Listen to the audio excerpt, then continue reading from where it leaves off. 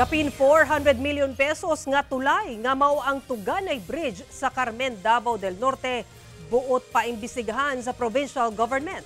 Atong saro ng detalye niini sa live report ni Jandy Esteban. Jandy.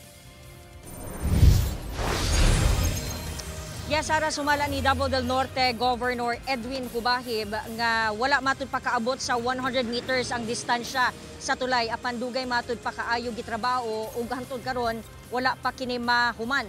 Iyaha matud pa kining ipaabot sa Ombudsman ug sa Senate Blue Ribbon Committee.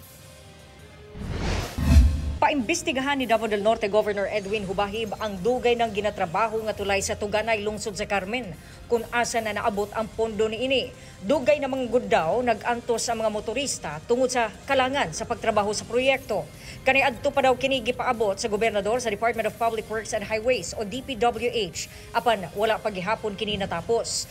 Gisugdan kini niadtong 2021 wala kaabot sa 100 meters ang distansya. Naundang ang pagtrabaho sa tulay niadtong 2022 ug gipadayon tuig 2023. Ipagpatuloy natin ang investigasyon para masigurado natin na ang pera ng bansa ay nagagamit ng tama.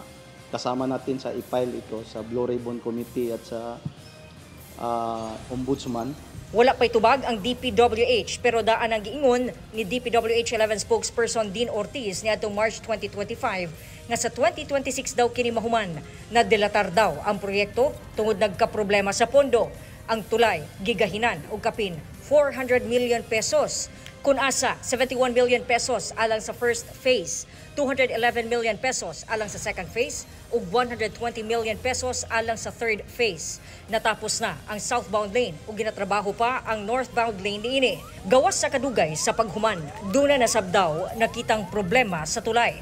Butang nga gikabalak-an sa gobernador kay delikado. Yung natapos na dinadaanan ngayon, nag-scalping na naman at marami ng crack na makikita natin. Masabi talaga natin na may problema sa implementasyon. Bakit ganyan ang nangyayari? Kasi kung magkaroon siya ng scalping at crack, so masabi natin na may substandard doon sa construction method. Dako daw ang matabang sa tulay alang sa mas paspas nga biyahe.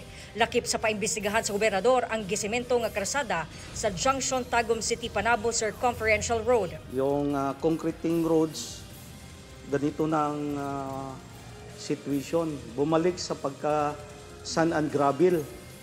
Ang tawag nito, scalping, pero kalbo na talaga lahat, wala nang simento. Lumalabas yung mga bato.